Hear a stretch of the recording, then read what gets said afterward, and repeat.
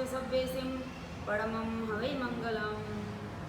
अर्हन्तो भगवन्त इन्द्रमहिता सीता च सीतिस्थिता आचार्यो दिनशासनोन्नतिकरा पूज्य उपाध्यायका श्री सिद्धान्तसुपाटिका मुनिवरा रत्नत्रयराधका पञ्चैते परमेष्टिनां प्रतिदिनं कुर्वन्तु वो मङ्गलम्। ओंकारबिन्दु संयुक्तं नित्यं ध्यायन्ति योगिनः कामदं मोक्षदं चैव ओंकाराय नमो नमः। अज्ञानतिमिरान्धानां ज्ञानं जनं शलाकया नेत्रमुन्मीलितं येन तस्मै श्रीगुरवे नमः।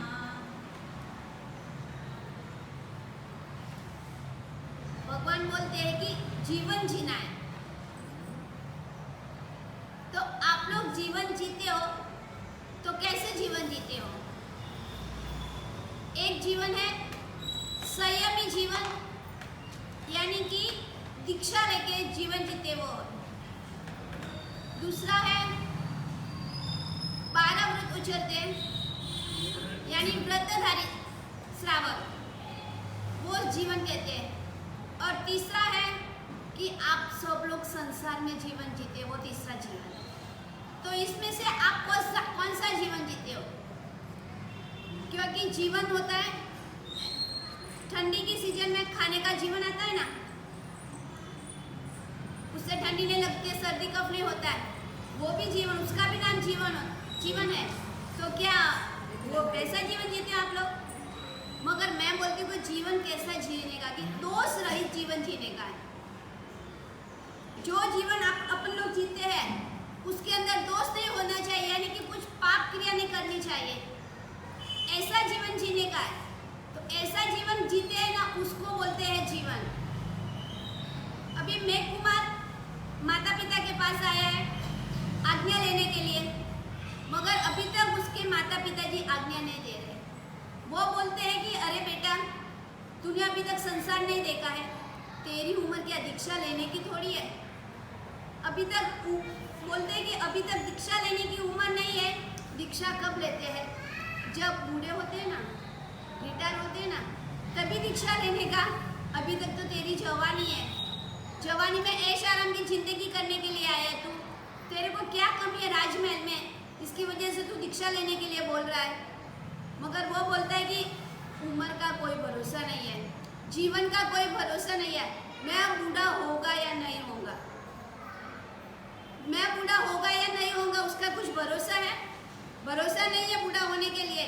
फिर भी बोलते हैं कि अरे जवानी में, आप लोग को भी बोलते हैं ना, तो बोलते हैं कि अभी तक धर्म आराधना करने की हमारी थोड़ी उम्र है, धर्म आराधना करने की हमारी उम्र नहीं है। अरे उम्र, धर्म आराधना कौन करते? जो बूढ़े होते, रिटायर होते, वो लोग धर्म आराधना करते हैं, क्योंकि उनको धर्म आराधना करते हैं तो अच्छा शांति मिलती है उनको और टाइम पास हो जाता है। मगर हम लोग तो धंधा करते हैं, तो धंधे में हमारा टाइम चला जाता है। घर में काम करते हैं तो काम में हमारा टाइम पास हो जाता है। मगर उन लोगों जो रिटायर है, तो उनको क्या पे टाइम पास करने का? उनको टाइम पास करने के लिए क्या है? तो धर्म आराधना है। तो वो लोग धर्म आराधना करते तो उनके अंदर उनका जीवन पूरा हो जाता है। मगर जीवन का कोई भरोसा नहीं, जीवन कभी भी आ सकता है और कभी भी व्यक्ति चला जाता है। माता पिता के समझाने के बाद भी वो समझने के लिए तैयार नहीं है। वो बोलता है मैंने भगवान को वचन दे के आया हूँ कि मैं भगवान अभी मैं मेरे माता पिता की आज्ञा लेके आ रहा हूँ। मगर माता पिता बोलते अरे तेरे को पता है संसार कैसा है, संयम जीवन कैसा है? अरे संसार में तो तुझे कुछ भी चाहिए वो मिल सकता है, मगर संयम जीवन में कुछ भी मिलने वाला नहीं है। इतनी गर्मी होगी, गर्मी में भी तुझे घर घर गोचरी लेने के लिए घूमना पड़ेगा। पाँव में चप्पल पहनने को नहीं मिलेगा, पाँव जलेंगे, फिर भी तुझे गोचरी तो जाना ही पड़ेगा। गोचरी नहीं जाओगे तो खाने को कहाँ पे मिलेगा? गोचरी जाना पड़ेगा, पानी भी लाना पड़ेगा, सब कुछ सहन करना पड़ेगा। बेटा तू तो राजमहल में रहता है, राज के महल में तुझे क्या कमी है कि तू संयम लेने के लिए जा रहा है? फिर भी मनाने के बाद में भी वो नहीं मानता है, तो अभी क्या करते हैं माँ बाप? जो बच्चा नहीं मानते हैं, बहुत समझाते हैं उसको, समझाने के बाद भी नहीं समझता है, तो आखिर में तो माँ बाप रजा तो देते ही है। प्रजा देते मगर वो बोलते अरे हम बूढ़े हो जाएंगे, बूढ़े होने के बाद हमारी सेवा कौन करेगा? मेरा एक का एक ही तू बेटा है, वो भी तू दीक्षा ले लेगा तो हमारी सेवा कौन करेगा बूढ़ेपे में?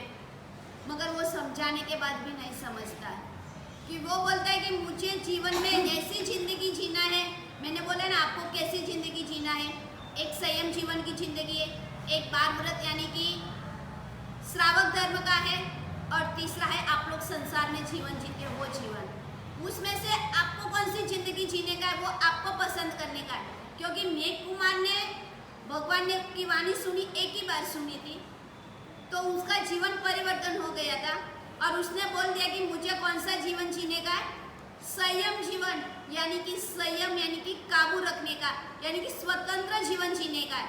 यहाँ पे आप लोग जीते हो ना, वो स्वतंत्र जीवन है आपका। आप लोग जीवन जीते वो स्वतंत्र जीवन है नहीं है आपका। आपका जीवन है गुलामी का जीवन है। आप हर एक की गुलामी करते हो, क्योंकि दुकान में जाते हो तो आपके ऊपर सेठ होता है, तो सेठ की आप गुलामी होते हो, क्योंकि सेठ के ऑर्डर के ऊपर आपको चलना पड़ता है। आप लोग घर में रहते हो तो आपके घर में जो वडील होते हैं उनका आप गुलामी करते हो, क्योंकि उनके ऑर्डर के ऊपर आपको चलना पड़ता है। मगर संयम जीवन एक ऐसा है कि गुलामी के बिना का जीवन है। यहाँ पे किसी की गुलामी करने की नहीं होती है, मगर किसी की भी सेवा करने की होती है। किसी की गुलामी करने की नहीं होती है, किसी की हम लोग यहाँ पे बोलते तो कुछ भी, आप लोग में क्या होता है कि गुलामी करने का किसी की, मगर हमारे यहाँ पे ऐसा है कि अपने से वडील होते, वडील कुछ भी बोलते तो कहते, क्योंकि उनकी सेवा आज्ञा मानने का है, उनकी आज्ञा में रहते हम लोग। मगर आप लोग किसी की आज्ञा में नहीं रहते, आप लोग सबकी गुलामी में रहते हो। तो वो बोलते मुझे किसी की गुलामी करने का नहीं है, मुझे स्वतंत्र जीवन जीने का है। तो मुझे स्वतंत्र जीवन जीने लगे, क्योंकि स्वतंत्र जीवन जीता है ना वही अपने आत्मा का कल्याण करता है, और जो स्वतंत्र जीवन नहीं जीएगा ना तो वो आत्मा का कल्याण कर पाएगा। आत्मा का कल्याण करने के लिए मुझे जाना है, मुझे स्वतंत्र जीवन जीने का, इसकी वजह से माता मुझे आज्ञा दे दो। मगर बहुत समझाते, नहीं समझने के बाद में उसको क्या करते, आज्ञा देते हैं। आज्ञा देने के बाद में वो क्या भगवान के पास में जाते हैं, और भगवान महावीर के पास में जाके क्या करता है, वो संयम जीवन अंगीकार करता है। संयम जीवन अंगीकार करता है। जिस दिन वो संयम लेता है ना, संयम लेता है तो उसकी तीव्र भावना थी संयम जीवन लेने की, तो तीव्र भावना से जैसे उसके हाथ में रोजोरन आता है ना, इतना खुश होता है, इतना खुश होता है ना, कितना नाचता है वो कि मेरी कितने सालों से मेरी भावना थी, मगर मुझे घर से मेरी आज्ञा नहीं मिल रही थी, मेरे माता पिता ने मुझे आज्ञा नहीं दे रहे थे, इसकी वजह से मैं बहुत उदास रहता था। मगर अभी मैं संयम जीवन भगवान के पास में आ गया हूँ, अभी मेरा जीवन में अच्छी तरह से जी पाऊंगा करके। मगर वो जीवन कैसे जीता है, कैसे जीवन जीता है कि उत्कृष्ट में उत्कृष्ट संयम जीवन जीता है वो। मगर वो क्या करता है कि एक बार जब रात को सोता है, सोते हैं मुनि दीक्षा लेने के बाद, तो क्या होता है कि उसका संतारा एकदम लास्ट में आता है। ऐसे क्रमशः सोते हैं तो एकदम दरवाजे के वहाँ पे उसको सोने का संतारा, यानी कि आप लोग बोलते ना गादी, तो हमारी गादी नहीं होती है, हमारा संतारा होता है। तो संतारे के ऊपर एकदम लास्ट में सोते हैं वो, और सब बड़े होते हैं ना वो सब क्रमशः सोते हैं।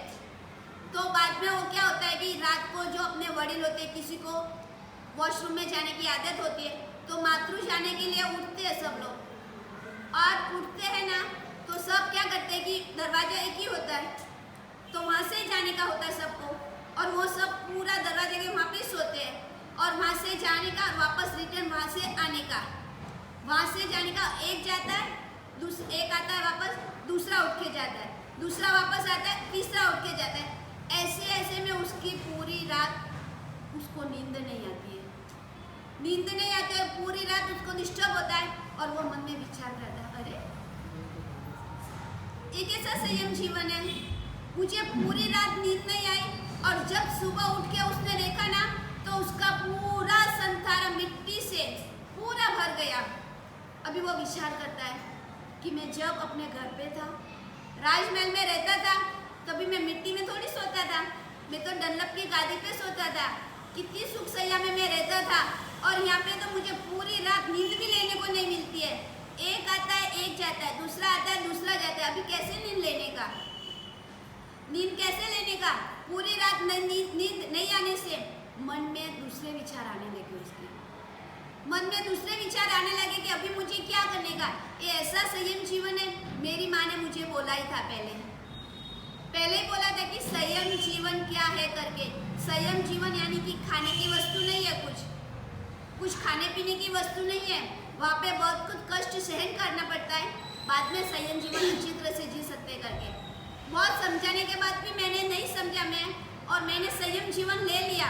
मगर संयम जीवन में तो इतना दुख है करके मुझे तो लास्ट में सोने का और सब मिट्टी में सोने का, पूरी रात नींद भी नहीं आती है। मुझे ऐसा संयम जीवन नहीं चाहिए। इससे अच्छा तो मेरा घर ही अच्छा है। मैं राजमहल में रहता हूँ, डल्लब की गादी पे सोता हूँ। जो कुछ भी मैं पानी मांगता तो मुझे दूध मिलता है। मगर यहाँ पे तो गोचरी भी मुझे जाना पड़ेगा क्योंकि राजा का बेटा है। कभी कुछ दुख तो देखा हुआ नहीं है। सुख में ही अपना जीवन व्यतीत किया उसने, मगर फिर भी बोलता है मुझे अभी संयम जीवन नहीं लेने का।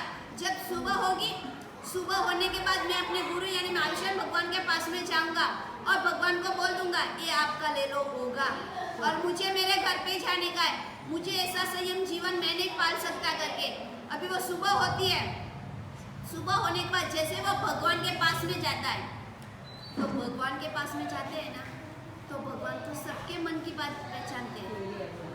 भगवान तो सबके मन की बात पहचान लेते हैं और मन की बात जानने के बाद में जैसे वो भगवान को पहले सुबह उठते ना, प्रतिगमन करने के बाद में गुरु को वंदन करने के लिए, और जैसे वो वंदन करने के लिए आते हैं और उसके मन में विचार आता है ऐसा, क्योंकि सीधा तो मैं कैसे बोलूँगा कि मुझे घर पे जाना है करके।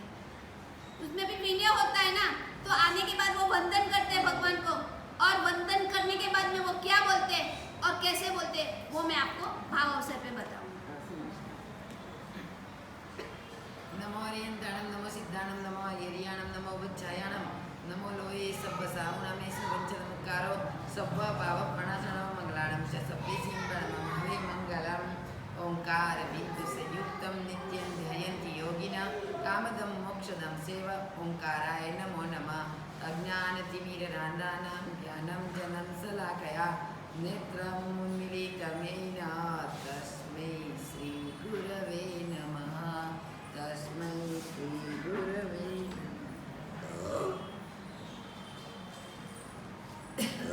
अपने को क्या करना है?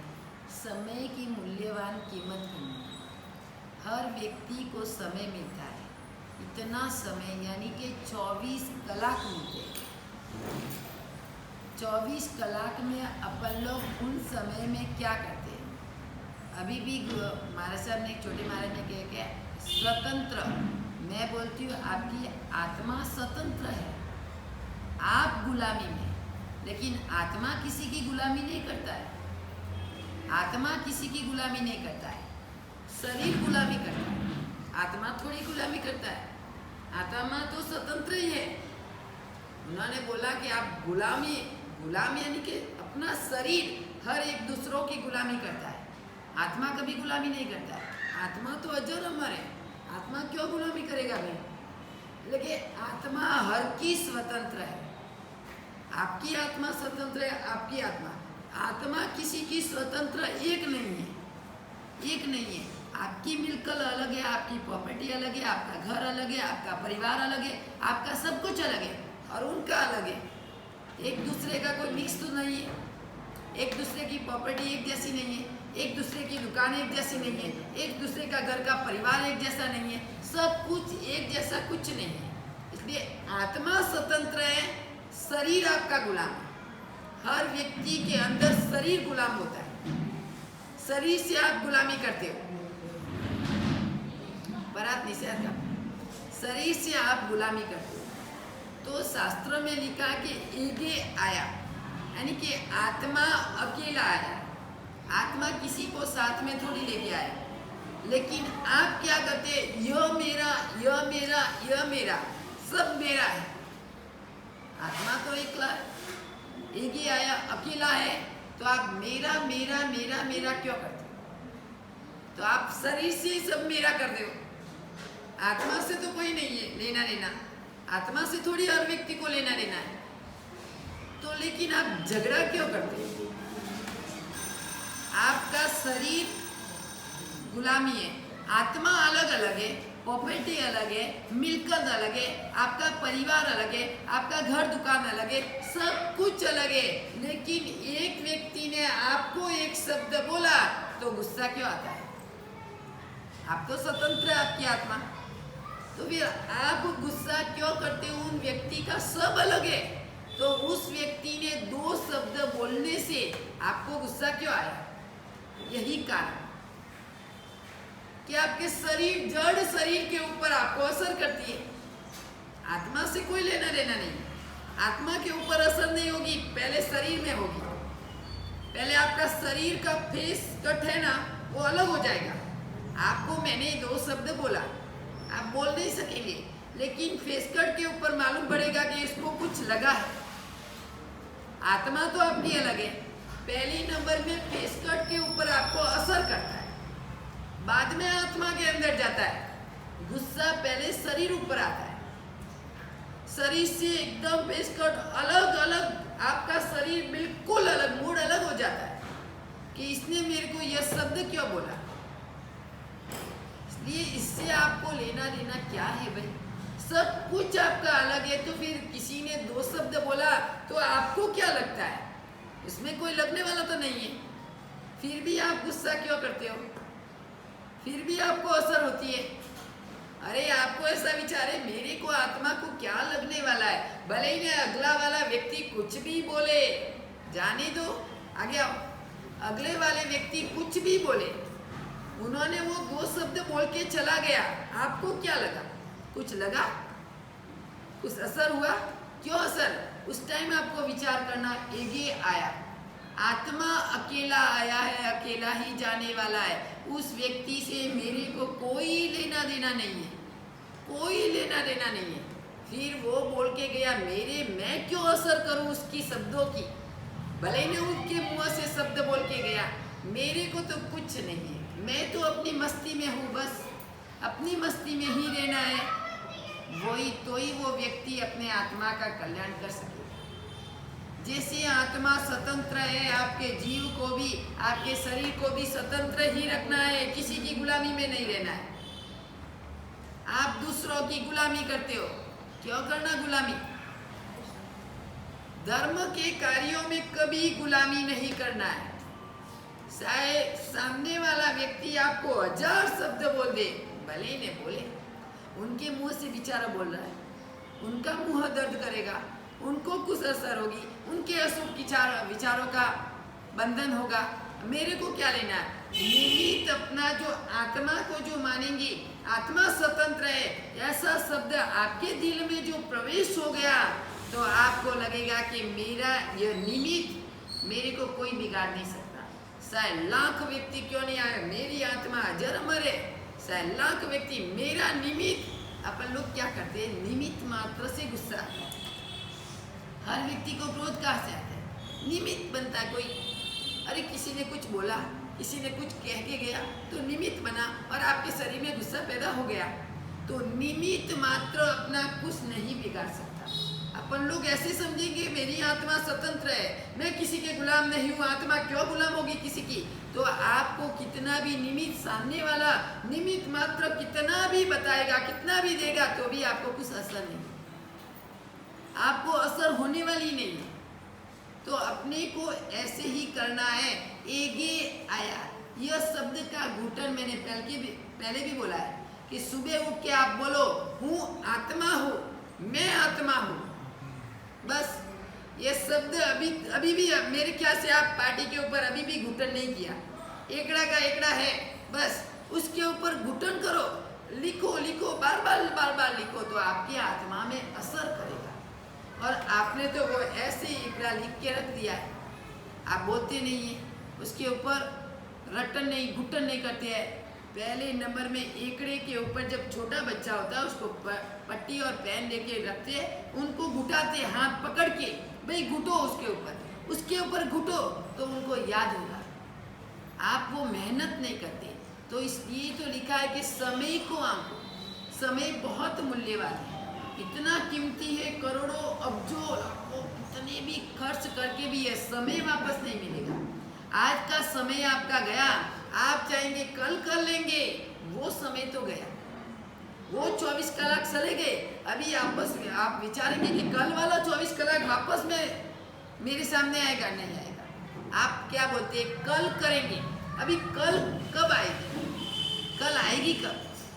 आज है तो बोलेंगे तो कल करेंगे, अरे कल भी बोलेंगे तो कि कल करेंगे, कल आएगी कब? काल तो कोई कल आने वाली नहीं। कल तो कभी कभी कभी कभी कितने दिनों दिनों दिनों तक आप बोलेंगे, ऐसे ही बोलते रहेंगे। लेकिन जब अपनी इंद्रिय ही शिथिल हो जाएगी, अपन लोगों की उम्र हो जाएगी, इंद्रियों में कोई शक्ति नहीं है, फिर आप बोलेंगे धर्म करना चाहेंगे तो आपसे होगा?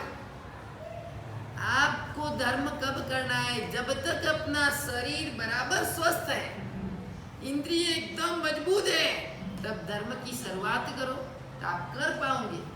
और आप बोलेंगे बाद में करेंगे, अभी तो कमाने का टाइम है, अभी तो, अरे बाद में करेंगे, लेकिन आपको मालूम है आपकी मृत्यु नहीं आने वाली है। आपकी मृत्यु, आपका आयुष्य एंडिंग टाइम में आएगा, आपको मालूम है। हम 50 वर्ष के होंगे, 100 वर्ष के होंगे, 70-80 वर्ष के हो जाएंगे, मालूम है। पहले आप कार्ड पे लिख के मेरे को काट दो कि मैं इतने साल का होऊंगा तब मरूंगा, किसी का कोई भरोसा नहीं। तो धर्म की शुरुआत जब तक इंद्रिय मजबूत है, जब तक अपनी आत्मा में शक्ति है, तब तक से धर्म की शुरुआत करो। कल की राह इंतजार कोई नहीं करना, कल करेंगे कल करेंगे कल करेंगे, वैसे करते करते तो पूरी जिंदगी पूरी हो जाएगी। कमाने कमाने में, पैसा इकट्ठा करने में जिंदगी चली जाएगी, कोई हाथ में नहीं आएगा। इसलिए कि जीवन को परिवर्तन करना है, तो परिवर्तन करने के लिए 3 पॉइंटों को आप अपनाओ। पहले नंबर में दिशा को बदलो, दूसरे नंबर में दशा को बदलो, तीसरे नंबर में दृष्टि को बदलो। जैसे दिशा बदलेगी तो अपनी दशा बदल जाएगी, जैसे दशा बदलेगी तो अपनी दृष्टि बदल जाएगी। हर व्यक्ति पहले नंबर में दिशा को बदलो। अब आपको जाना है फॉरेन में, चारों दिशा में आप टिकट रिजर्वेशन कराएंगे। कौन सी दिशा में रिजर्वेशन कराएंगे? जहाँ जाना है वहाँ। तो जहाँ जाना है वहाँ ही आप संसार के कार्य में, पहले संसार की बात अपन लोग लेते हैं, फिर आत्मा के ऊपर में घटा के आपको बताऊंगी। चारों दिशा में से एक दिशा में आपको जाना है, तो आप एक दिशा ही नक्की करोगे। चारों दिशा में तो ऐसे भाग नहीं लोगे ना, इधर भी टिकट कराओ, इधर भी रिजर्वेशन कराओ, इधर भी करवाओ, इधर भी करवाओ। कहाँ जाना है, जहाँ जाना है जा सकता हो नहीं। आपको जहाँ जाना है वहाँ की रिजर्वेशन ही आप कराओगे, चाहे फ्लाइट की हो, चाहे ट्रेन की हो, चाहे कह किसी की हो। एक ही दिशा को आप नक्की करेंगे, बराबर, और एक ही दिशा में आप जाएंगे। दिशा को बदलना है तो 4 गति अपने सामने है, तो आपको चारों गति में फिर आप क्यों दिशा नहीं बदलते? 5वीं गति है मोक्ष गति, तो ये चारों गति में से भी आपको एक ही दिशा नक्की करनी है, एक ही दिशा नक्की करनी है ना, कि कहीं कौन सी दिशा में मेरे को जाना है, कौन सी गति में किस दिशा तरफ जाऊंगा तो यह गति प्राप्त होगी। लेकिन वो आप नक्की नहीं करते। संसार में हर कार्य में आपका नक्की टाइम टेबल सब नक्की है, सब ही नक्की है। आपको जाना है फ्लाइट में, 2 घंटे पहले आप निकलेंगे, 2 घंटे पहले। किस लिए 2 घंटे पहले किस लिए निकलते? कोई कारण तो होगा, पैसा चला जाएगा, बराबर। पैसे की कीमत है, कोई टाइम टेबल की कीमत नहीं है।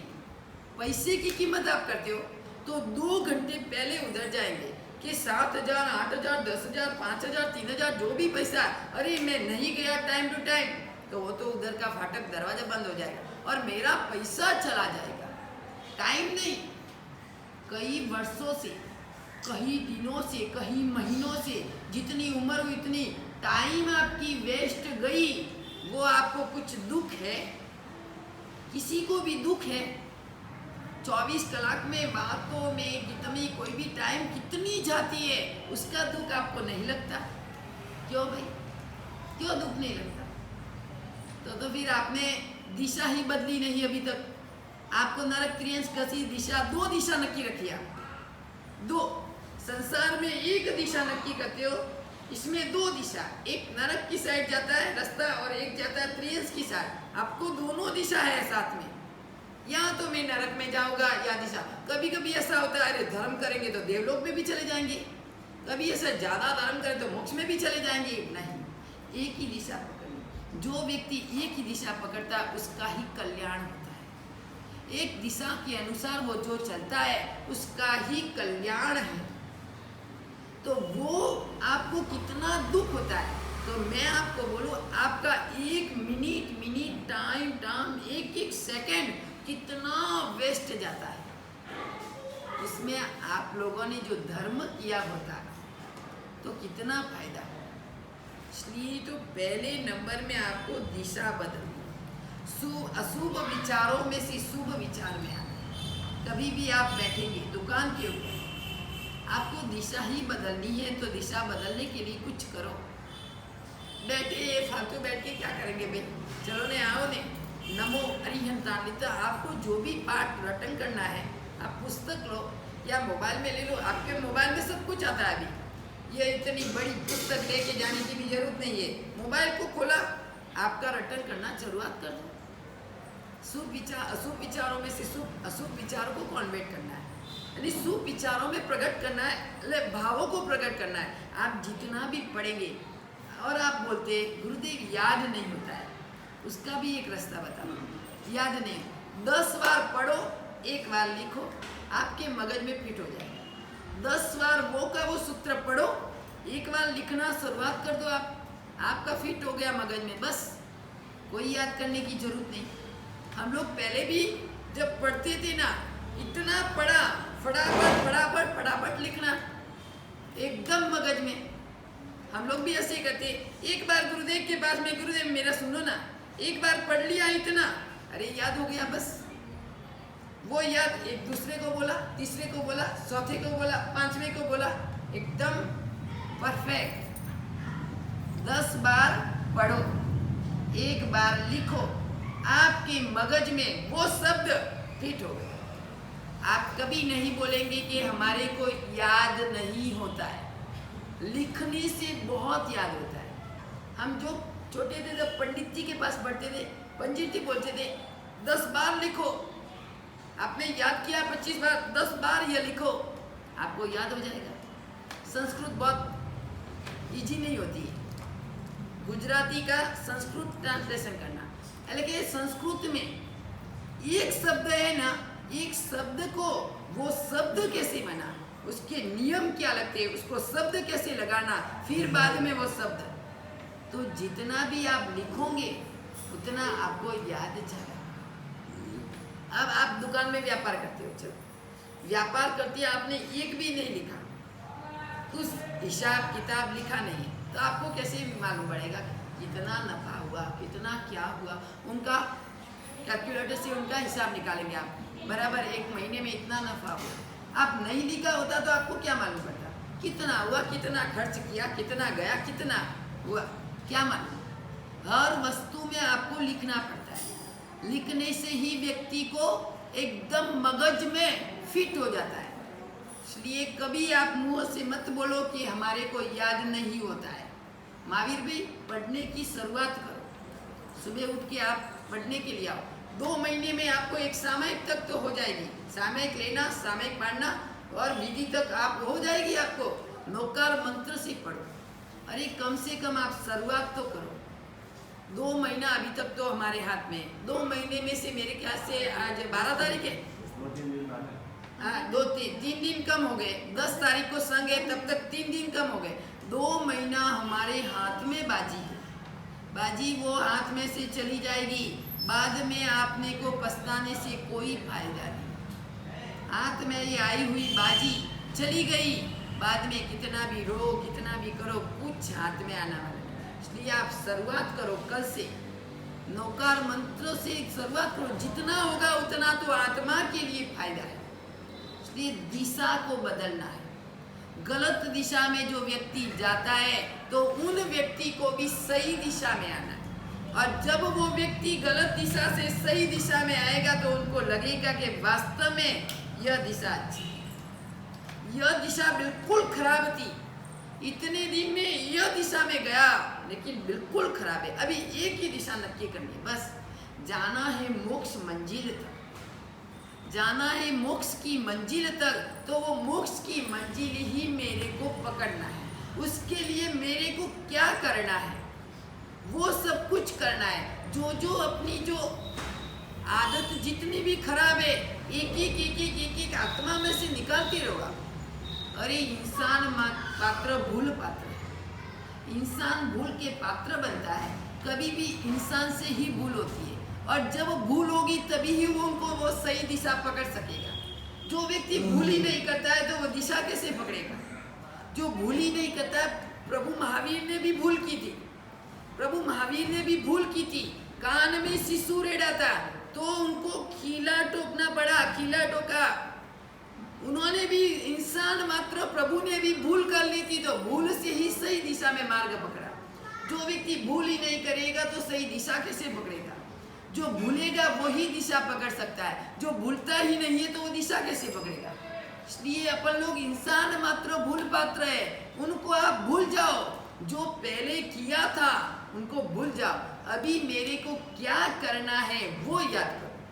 पहले वाला भूतकाल का तो आप सपना है, ये भूतकाल में जो भी किया वो सपना है, वर्तमान काल अपना है। वर्तमान में अपन लोगों ने जन्म लिया है तो वर्तमान में क्या करना है वो देखना है। भविष्य तो कल्पना है, भविष्य की कल्पना के लिए आप जिंदगी भर रात और दिन खून पसीना एक करते हो। भविष्य में आप क्या विचार, भविष्य में क्या होगा? मेरा बेटा छोटा है, इतना बड़ा होगा, उसके लिए क्या? अरे उसके लिए आप कर रहे हैं, लेकिन आपके आत्मा का क्या? आपका जीवन बिगड़ जाएगा, आपके जीवन का क्या? आप भविष्य का विचार कर रहे हो। अरे भविष्य का भी विचार करो, उसके साथ में अपनी आत्मा का भी करो। वो भविष्य में तो आज परिवार है, वो परिवार आपको जिंदगी भर थोड़ी मिलने वाला है। सब स्वार्थ के सगे, स्वार्थ के साथी है, कोई बच्चा नहीं, कोई पत्नी नहीं, कोई परिवार में बराबर है। परिवार को रखा है तो उनको निभाना पड़ेगा, उनको भी निभाना है, लेकिन एकदम ऐसा ही नहीं निभाना कि पूरे उसमें ही घुस जाओ और अपने आत्मा जिंदगी का कुछ नहीं, अपनी जिंदगी पूरी बिगड़ गई और अपनी खराब गति हो गई। ऐसा भी नहीं करना, परिवार को भी साथ में लेके चलो, अपने आत्मा का भी जो शुभ विचार है और अशुभ विचार को कॉन्वर्ट करके आत्मा के शुभ विचार को अपन साथ में लेके चलो कि नहीं, मेरे आत्मा के लिए भी तो कुछ करना है, मैं उनके लिए कर रहा हूँ। वो तो संसार परंपरा की वृद्धि है, संसार परंपरा की वृद्धि होने वाली है, इसमें तो मेरे को कुछ मिलने वाला नहीं। बराबर है, मेरा फर्ज है, वो फर्ज मेरे को निभाना है, उनके लिए भी मेरे को कुछ करना है, लेकिन करने के लिए उसमें जितना भी टाइम समय मिले वो समय में मेरे को कुछ न कुछ करना है। एक बॉम्बे दुबई का एक भाई था, इतना पैसा कमा के आया दुबई से, उनको गुरुदेव के पास गए, गुरुदेव मैंने बहुत कुछ कमा लिया। गुरुदेव ने बोले भाई क्या कमाया, क्या किया जीवन के लिए? अरे पूरी रात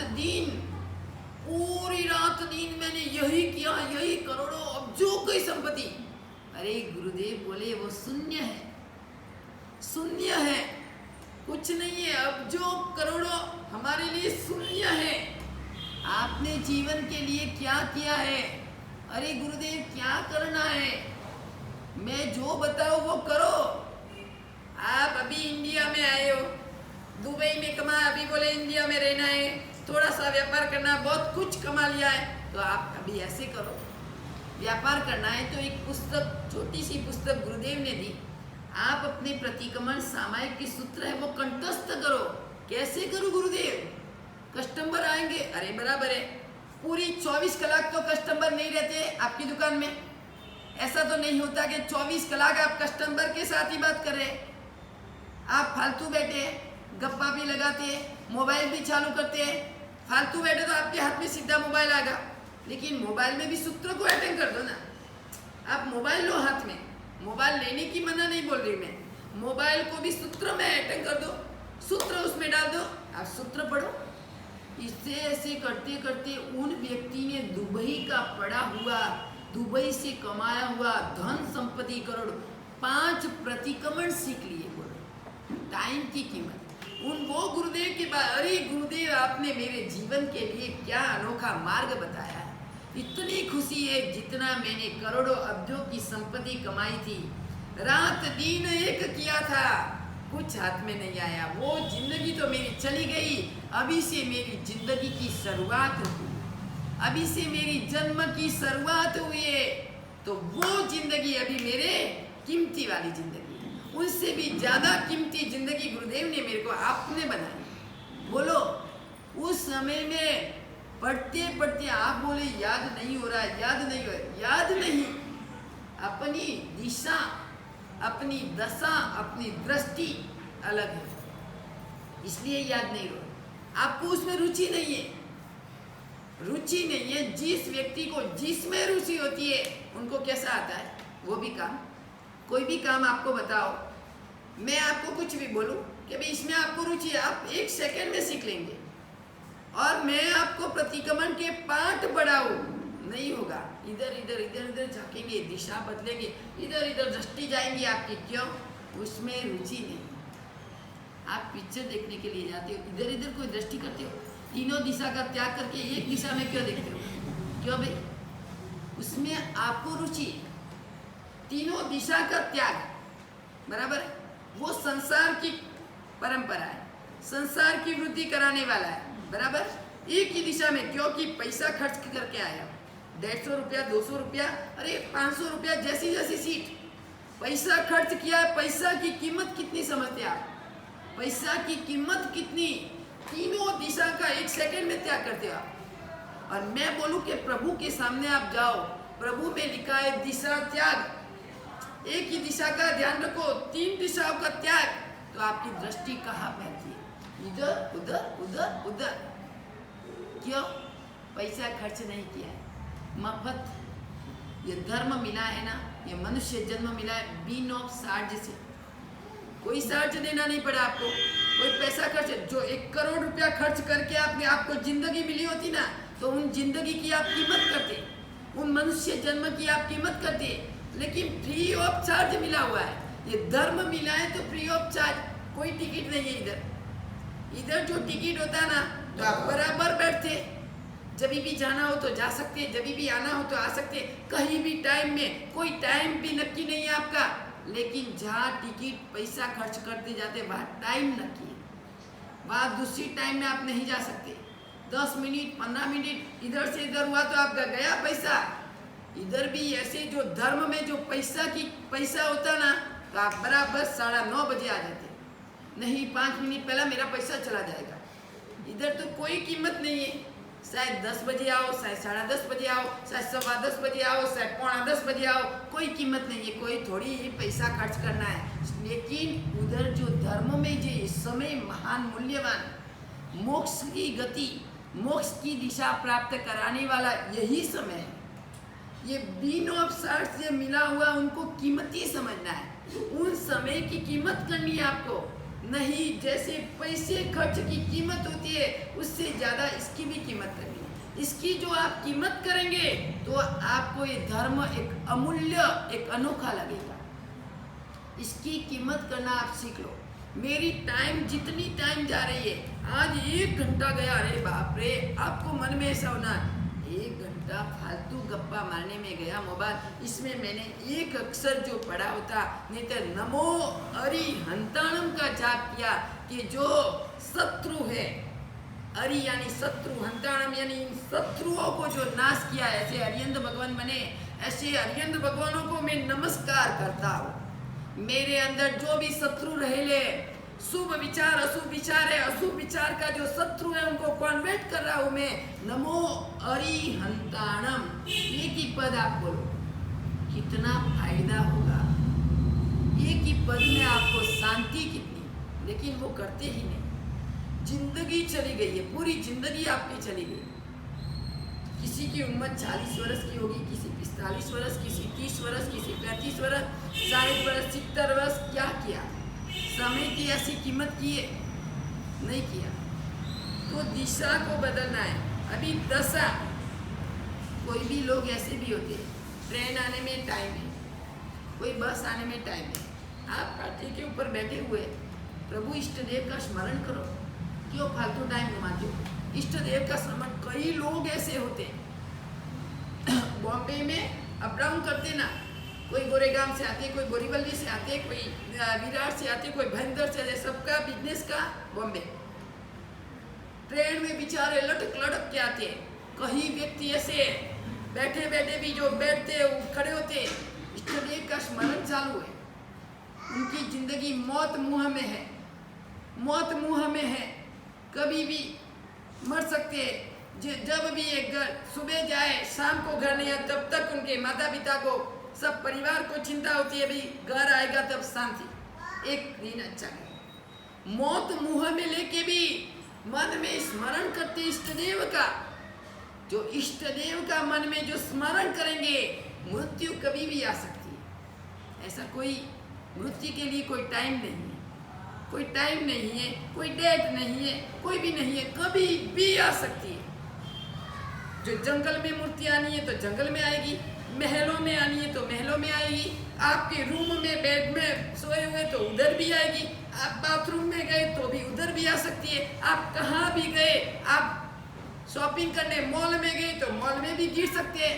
मृत्यु का कोई जगह स्थान कोई नक्की नहीं, जहाँ भी आपकी मृत्यु आ सकती है। एक सेकंड पल पल में आपकी मृत्यु आ सकती है, लेकिन आप मृत्यु के लिए कुछ नहीं मिला। नाव में एक छोटा सा छिद्र होता है तो पूरी नाव को डुबा लेता है। नाव में एक छोटा सा छिद्र होता है, पूरी नाव को डुबा लेता है। आपकी गाड़ी में बड़ी गाड़ी है, अरे मेरे ख्याल से 25 लाख की गाड़ी, अभी तो 1-1 करोड़ की गाड़ी भी होती है। 1 करोड़ की गाड़ी बेंगलोर में हम गए थे तब देखी, 1 करोड़ की गाड़ी, अरे हमारे उपासना के सामने खड़ी रहती थी रोज। 1 करोड़ की गाड़ी, बोलो गाड़ी देखिए तो एक अलग ही गाड़ी है, 1 करोड़ की गाड़ी, लेकिन उसमें भी पंचर हो गया तो गाड़ी को रोक सकता है। उसमें भी पंचर हो गया तो चाहे करोड़ की गाड़ी हो, चाहे 2 करोड़ की हो, चाहे 4 करोड़ की हो, कोई भी ये पंचर एक महान चीज है। पंचर हो गया तो गाड़ी रुक गई, वो चला सकता है गाड़ी को। एक छिद्र, नाव में एक छिद्र है, पूरी नाव डूब जाती है समुद्र में। गाड़ी में एक छोटा सा पंचर पूरी गाड़ी को रोक सकता है। तो बोला है साक्षी देते इतिहास के मेरे मनुष्य, प्रमाद का एक पल आपको दुर्गति में धकेल सकता है। प्रमाद यानी आलस, आलस का एक पल, 1 सेकेंड, एक समय आपको दुर्गति तक पहुंचा सकता है। इतनी ताकत है, जो एक छिद्र की ताकत, पूरी नाव इतनी बड़ी है तो पूरी नाव को डुबा सकता है। एक पंचर में छोटा सा पंचर आपकी इतनी बड़ी गाड़ी को रुका सकता है। तो हे मनुज, इतिहास में लिखा है भाग्यशालियों कि एक प्रमाद की पल आपको दुर्गति तक पहुंचा सकती है। एक पल पल का प्रमाद भी शास्त्र में मना बोला है, पल पल का प्रमाद। वो बिल्कुल इतना भी प्रमाद नहीं करना, लेकिन अपन लोग जीवन में कितना प्रमाद करते हो, कितना आलस भरा हुआ है अपने। अरे मैं बोलूँ आप 10 मिनट के लिए भी आप सुनने के लिए आओ, लेकिन 2 शब्द जो जिनवाणी श्रवण के आपके हृदय में जो जाएंगे तो कभी न कभी आपका जीवन परिवर्तन हो सकता है। अरे कभी न कभी तो आपको याद आएगा कि वास्तव में गुरुदेव ने वो बोला था मेरे को नहीं करना चाहिए, मैं कर रहा हूँ वो गलत है। इतना तो अवश्य में आप नक्की कर सकेंगे। भले ही आप गलत कर रहे, आप कुछ नहीं कर रहे, लेकिन मन में ऐसी भावना जागृत तो अवश्य में आपको होगी। अभी आपकी दृष्टि बदलनी है, दृष्टि बदलनी है। जो दृष्टि नहीं बदली तो बात बात में ये पूरा हो जाएगा 5वां आरा 21,000 वर्ष का। आपकी दृष्टि को नहीं बदली तो दृष्टि कहीं जगह जाती है, कभी खराब रास्ते में भी जाती है, कभी सही रास्ते में भी जाती है, कभी दूसरे रास्ते में भी आ जाती है। दृष्टि को सिर्फ बदलना है, आप दृष्टि को नहीं बदल सकते। 21,000 वर्ष का ये 5वां आ रहा है, 2700 वर्ष मेरे ख्याल से पूरे हो गए। इतने वर्ष बाकी है, इतने वर्ष में जो धर्म में जागरूक रहे तो रहे। दूसरा आरा, छठा आरा, बिल्कुल धर्म का विषेद। प्रथम आरे में जब पांचवा आरे का छेड़ा यानी पांचवी आरा का जो अंतिम छेड़ा होगा अभी पूरा होने में, तब प्रथम पहर में धर्म का विषेद होगा। जैन धर्म का विषेद एक पहर यानी 3 घंटा, एक पहर का 3 घंटा, 3 घंटे पहले धर्म का विषेद हो जाएगा। अभी आप समझेंगे कि पांचवें आरे का लास्ट दिन है। आप बोलेंगे ना वर्ष का 31, बराबर, नया वर्ष शुरुआत। तो आप नए वर्ष की शुरुआत जब होती है, नूतन वर्ष आएगा, मैं आपको समझाऊंगी। बहुत कुछ मूल्यवान नोटबुक और पेन लेके आना, वो पॉइंट आप लिख देना कि किसको मल्टीप्लाई करना है, किसको प्लस करना है, किसको माइनस करना है, किसको बराबर करना है। एक एक पॉइंट आपको लिखाऊंगी नूतन वर्ष में। आज मेरा नूतन वर्ष कल से शुरुआत हो रही है। अब मेरे को मल्टीप्लाई, आप जो मैक्स पढ़ते हैं ना, मैक्स में किसको मल्टीप्लाई करके, किसको प्लस करते, किसको माइनस करते, किसको बराबर करते, किसको भागाकार करते, तो जीवन में आत्मा के लिए मैं आपको समझाऊंगी। उस दिन आप भी आना, आप अपनी दुकान में मस्त रहना मत। नूतन वर्ष में तो हर व्यक्ति आएगा, इधर ही तो है दिवाली का विजय दिवाली। अरे अपना तो नूतन वर्ष फर्स्ट है, अरे 1 जनवरी को नहीं, 31 नूतन वर्ष अपने को कब शुरुआत होती है शास्त्र में? दिवाली का दूसरा एकम के दिन नूतन वर्ष यानी वर्ष की शुरुआत हो गई। ये तो अपने डेट के हिसाब से, अपने मंथ के हिसाब से 31 को और 30 लेकिन जनवरी का पहला वर्ष, पहले तारीख, वो आप नूतन वर्ष। लेकिन नूतन वर्ष दिवाली में आता है। हर व्यक्ति को पूजन चौपड़ा करते हैं। तो कब करते हो आप? अभी तो हिसाब मार्च महीना में, लेकिन चौपड़े का पूजन बराबर है। तो नूतन वर्ष में आपको मल्टीप्लाई क्या करना है, आपको प्लस क्या करना है, आपको बराबर क्या करना है, आपको भागाकार क्या करना है, जो भी करना है वो मैं आपको एक पॉइंट के ऊपर, सब व्यक्ति नोटबुक और पेन लेके आना। वो शब्द आपके जीवन के लिए बहुत ही उपयोगी है। इतने ऐसे शब्द मैं आपको समझाऊंगी कि आप लिखोगे, याद करोगे तो भी आपको मालूम पड़ेगा कि वास्तव में जीवन कैसा बनाना है। तो अपने को दृष्टि बदलनी है। पहले प्रथम पहर में धर्म, जैन धर्म का विषेद होगा। ये 5वां आरा बात करती अपन लोगों ने तो कितना ही भाव किया होगा।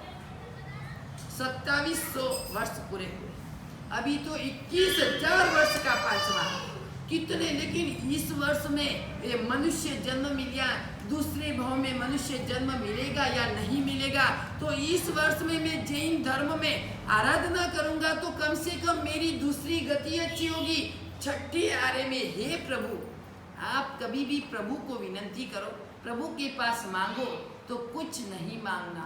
हे प्रभु 6ठे आरे में मेरा जन्म कभी मत करवाना। इतना दुखदाई जन्म, इतना दुख आप एक सेकंड भी सहन नहीं कर पाएंगे। 2700 वर्ष मेरे ख्याल से पूरे, दूसरे वर्ष बाकी है अभी। 13,000 वर्ष के ना 13,000 कटे, 2000 ने 800 वर्ष पूरा हुआ है जी। तो हाँ, अभी तो बहुत बाकी है। तो उसमें क्या होगा, जैन शास्त्र में अभी से सब लिखावट है कि आपको ऐसा होगा, ऐसा होगा। उसके ऊपर अपने को श्रद्धा, क्योंकि प्रभु ने ही तो ये शास्त्र बनाया। ये जैन शास्त्र आगमों में से निकला हुआ है। पहले आरे में 3 घंटा जब पहला आरा बाकी होगा तब जैन धर्म का विषेद हो जाएगा। एक श्रावक, एक श्राविका, एक साधु और एक साध्वी, उनकी भी कालक्रम मृत्यु हो जाएगी तो वो धर्म विषेद हो जाएगा। जब तक एक है ना, तब तक एक जिन शासन टका रहेगा। जिन शासन में वृद्धि होती रहेगी। एक लास्ट में बाकी रखेंगे, 4 रहेंगे। एक श्रावक रहेगा, एक श्राविका रहेगी, एक साध्वी रहेगी, एक साधु रहेगा। और उनका भी जब मृत्यु, उनका भी जो बस नजीक आया समय मृत्यु हुई का धर्म, धर्म का विषय, यानी कि धर्म रहेगा नहीं। दूसरे पौर में क्या होगा? 300 ने पैसे जो से पाखंडी हैं, उन पाखंडियों का धर्म भी विषेद हो जाएगा। जितने भी पाखंडी, पहले मंत्र से काम चलता था, फिर बाद में तंत्र से काम चलना लगा। अब क्या है? षड्यंत्र। हर व्यक्ति के अंदर षड्यंत्र भरा हुआ है। पहले मंत्र था, बाद में तंत्र था, फिर अभी आया षड्यंत्र। हर व्यक्ति के अंदर षड्यंत्र होता है। मैं किसको पढ़ाऊं और इसका मैं लूं, षड्यंत्र होता है। हर व्यक्ति ऐसा ही कर रहा है। अरे आपके चलो दुकान के ये कस्टमर ये नहीं जाना चाहिए, इसको ऐसे ऐसे षड्यंत्र में लेके मेरे दुकान में, यह भी एक षड्यंत्र है। हर व्यक्ति षड्यंत्र रचना करता है। मंत्र गया, तंत्र गया, अभी षड्यंत्र हर व्यक्ति के हृदय में प्रवेश हो गया है। तो फिर वो षड्यंत्र आएगा तो धर्म का विषेद होगा। ऐसे पाखंडी, यानी सच्चे का झूठा, झूठे का सच्चा, जो व्यक्ति कोई झूठ बोलता है, झूठ बोल के व्यक्ति को फंसाता है, वो व्यक्ति सच बोल के फंसाता है, तो ऐसे होते वो पाखंडी। उसको क्या बोलते हैं? पाखंडी। वो जैन धर्म के पाखंडी होते हैं, उनका भी विषेद होगा। तीसरे पौर में राजनीति जो भी चल रही है उसका भी विषेद। ये तत्वार्थ सूत्र का इतना सारांश लिखा है एक एक शब्दों में। 12 महीना में इधर रहूं ना तो 12 महीना तक ही पूरा नहीं होगा मेरे ख्याल से। इतना पूरा हुआ है अभी।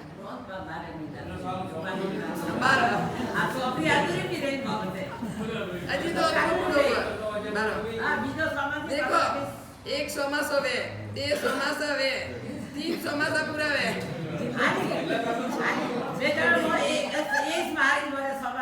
अरे चौथे पौर में, एक सेकंड, चौथे पौर में क्या होगा? ये बराबर है, लेकिन ये भाग तो लिखना पड़ेगा। ये दुकान में से पैसा तो निकालना पड़ेगा। संपत्ति दो, संपत्ति के बगैर चौमासा कैसे होगा? बराबर ने, वो तो हमारे में आइडिया है, हम निकाल देंगे, कहाँ से भी इकट्ठा करके लाएंगे। अरे चौथे पौर में बादर अग्नि, जो अग्नि अपने को दिखती है, उन अग्नि का भी नाश। बारिश बरसेगी अग्नि की, जो बादर अग्नि सलगाते ना, अपन लोग लकड़ाओ गैस, वो अग्नि दिखती है, वो अग्नि का भी नाश होगा। ऐसा 5वां आरा आएगा, और 5वें आरे के शेड़े में सब समाप्त। ये शत्रुंजय महातीर्थे ना, इतना 7 हाथ जितना बाहर रहेगा।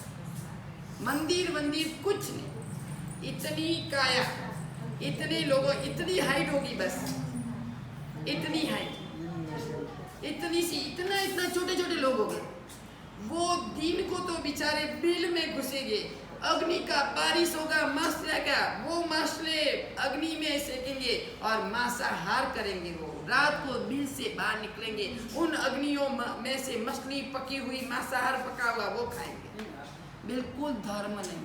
इतनी मुठा हाथ की काया, इतने 6 महीने की स्त्री गर्भवास, बोलो, इतना महान भयंकर वायु, 8 मंजिल की बिल्डिंग महासंवर्तक वायु से गिर सकती है।